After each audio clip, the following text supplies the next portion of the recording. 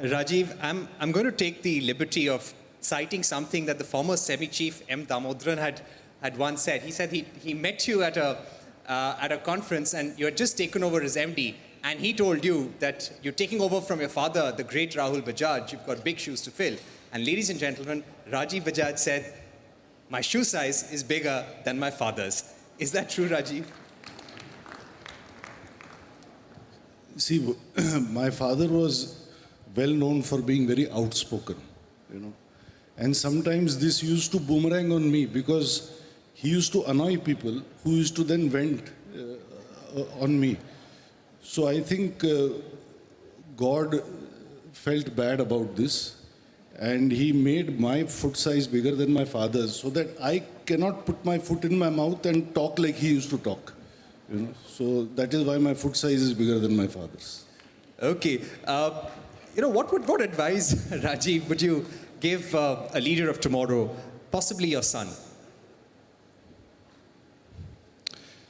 See, I'll share with you some thoughts of the polymath Vaclav Smil, because they resonate deeply with me, and since so many people are on their phones, they're obviously not enjoying our session. So if I say something clever now, they will look up from their phones and listen to us. So these are 5 things that Vaclav Smil said, which I tell my people, and maybe through this, my son is also going to listen to it, because otherwise sons don't easily listen to what fathers have to say. So 5 simple thoughts of wisdom, I think. The first thing he said is read widely and with maximum curiosity. For example, people think I'm weird when I say that my motorcycle strategy is defined more by yoga and homeopathy than by anything else. But learning from yoga and homeopathy has taught me how to make a better motorcycle. So keep learning, read widely and with maximum curiosity. The second thing he said is keep reality first and theory last. Managers have to be very pragmatic. नहीं तो हम लोग के meeting में तो क्या खाली ऊपर की बातें होती है, तो you have to धरती पे आओ थोड़ा, So be very practical, be very pragmatic, keep reality first and theory last. The third thing he said is leave money and status out of it. Basically pursue excellence in what you do, not because money, value, valuations, market cap, मतलब market में टोपी लगाना, as we call it, and status, fame, name, nahi. Chase excellence, money and fame will chase you. The fourth thing he said is manage your identity. Know who you are and stand there. I won't take his name, but the famous story of the businessman who said to himself that because I make good beer, which gives people a high, I can also give them a high by starting an airline, and then you know what happened. So manage your identity, apni औकात में रहो, अपने पतलून में रहो, as we say. So that's the fourth thing he said, which means focus, keep your focus. And finally, very important, I think, have skin in the game, which means commitment. I mean, if we say today that we are committed to the future, it's because we have skin in the game. We just put out in July the world's first CNG motorcycle. Nobody's done it before, with fantastic benefits in terms of pollution, congestion, running costs for the Aam Aadmi. And we are investing heavily behind our electric scooters and 3-wheelers. So, these are the kind of values I would like to believe that all of us at Bajaj, and hopefully my son too one day, will imbibe and exhibit. Right. You've spoken about building values, something that lasts, something that is pragmatic, and dharti pe raho. That is something very important, an advice that we need to give to startups possibly and leaders of tomorrow. Rishad, as one of the leading software and IT companies in the world,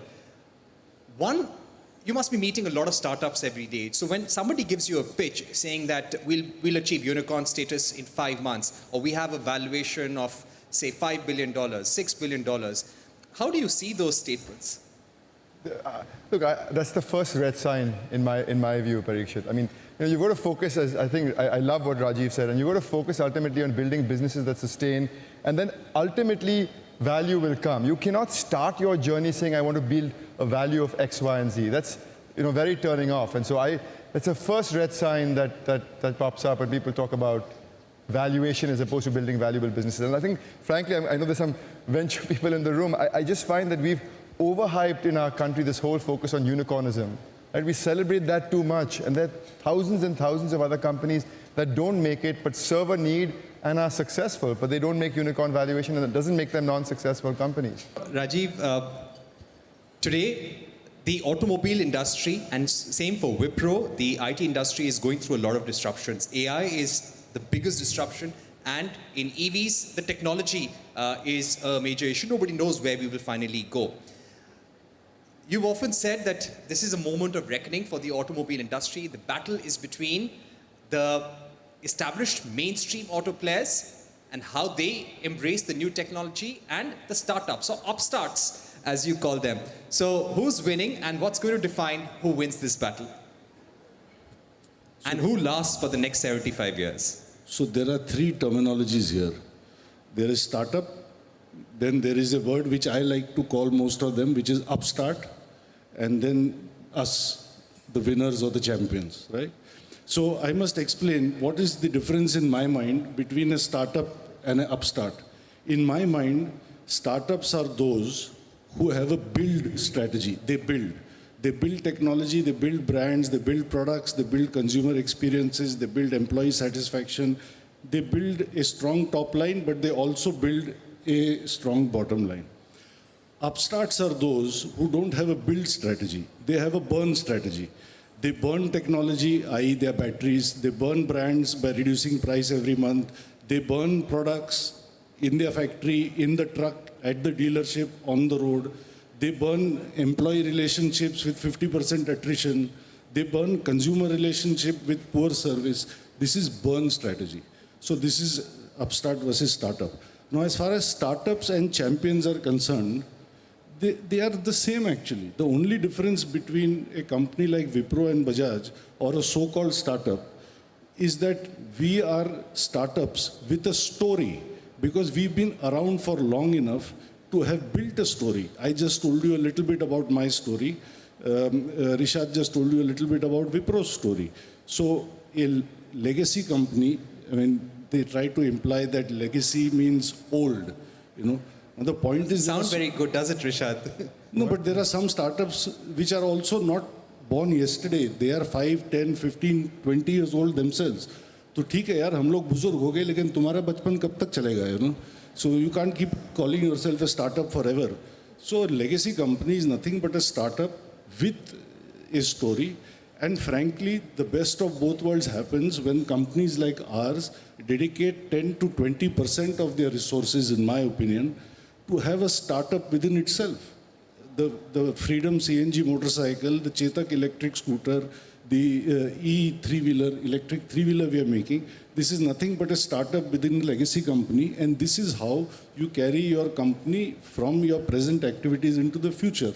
So that's my definition of upstart, startup and champions. But if you give me another 30 seconds, I want to share with you what Piyush Bhai once told me in this regard, because these startup wale are very kind of intimidating because they are from the IITs and the IIMs and all that. हम लोग तो ऐसे मतलब backyard में पड़े हुए लोग हैं. And they say that they put ice cubes in their water to drink. Yeah, like we have oats for breakfast, but that's a different story. But I will share with you a quote that Piyush Bhai told me in this regard, and this is what I would like to say to these upstarts. And the quote is like this: फर्क बहुत है आपके और हमारे तालीम में. फर्क बहुत है आपके और हमारे तालीम में. आपने उस्तादों से सीखा है, हमने हालातों से. Big round of applause, ladies and gentlemen, both Rishad and Rajiv. I'll take my final set of questions. It's been a very interesting conversation over the last half an hour or so. Rishad, what I would like to understand from you, today when AI is disrupting the world like never before, in 10 years, 15 years, where do you want to see Wipro as a company? If you're setting a benchmark, what is that one vision you go to office every day? Yeah, it's within the world where technology is changing as disruptively as it is, it's very difficult to sort of focus on where you want to be as a company specifically in terms of what you want to focus on. But if you ask me, the one thing that the journey we are on is, right, how do we go from being a good company to a great company? right? And what does a great company look like? A great company consistently wins. A great company has the agility of a startup, is able to constantly reinvent itself. A great company is able to attract the best people, keep the best people, and sort of be relevant to customers in the long term, right? And be a port of call for customers. So that's the journey we're on. And if you ask me, the one thing that I spend most of my time on, somebody said this to me, and I really believe this, which is, leaders are not in charge of things, they're in charge of people who are in charge of things. And so the one thing I spend most of my time is, how do you get the best people working for the organization? How do you get people who are infinitely better than you, who know they're better than you know they're better than them, they should have your job. Keep them in the organization. And how do you get the next level and the next level and the next level of the organization to attract those kinds of people? And it's actually very hard, because all of us are human, all of us are threatened, all of us are insecure at times. But that's the big journey. How do you get the best people that allows you to get to the kind of organization that you want to be in 10 to 15 years? And the second thing I would say is deep prioritization, deep, unrelenting focus. Right? It's very easy for organizations to derail, and how do you stay completely focused? Right. Rajiv, we have to end, but very briefly, you've once said, and that became viral, that champions eat oats for breakfast. What more do champions need to do in order to win in the future and continue winning? Well, again, it comes back to being agile, to adapting to the future, and doing it in a certain way. Again, to explain myself, I will use my experience from yoga.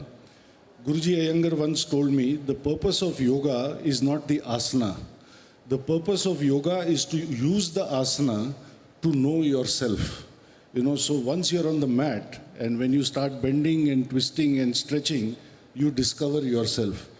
So in the same way, whether we have to win startup or no startup there, what would be my goal? My goal actually is, just as when I'm on the mat, my goal is to keep making adjustments in an asana, finer and finer adjustments, till I reach a point, as Guruji taught me, when I'm absolutely at ease, I'm absolutely comfortable, I'm in my center, my mind is at ease, my breath is at ease, my body is at ease.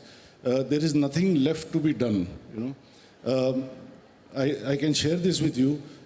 Shah Rukh said to me once that his father's advice to him was, "Jo kuch nahi karte, wo kamal karte." Now I cannot say it the way Shah Rukh says it, but just run it through your mind. "Jo kuch nahi karte, wo kamal karte hain." That's how he said it. So that's what Guruji was telling me. Right. It's not about doing more; it's doing less. So my goal at Bajaj actually to win is, Bajaj should become the most boring company to work in. Okay. Whether you're working in R&D, operations, supply chain, marketing, there is no need for so much activity and noise and strife on a daily basis. Okay. It should be a very calm, a very peaceful, a very simple, a almost boring place to work. All right. Because जो कुछ नहीं करते वो कमाल Kamal karte hai. All right. On that note, ladies and gentlemen, we'll end. A big round of applause for Rishad and Rajiv for giving us their playbook for the future. Definitely a masterclass. Thank you very much in the audience for tuning in, and stay tuned for the next session.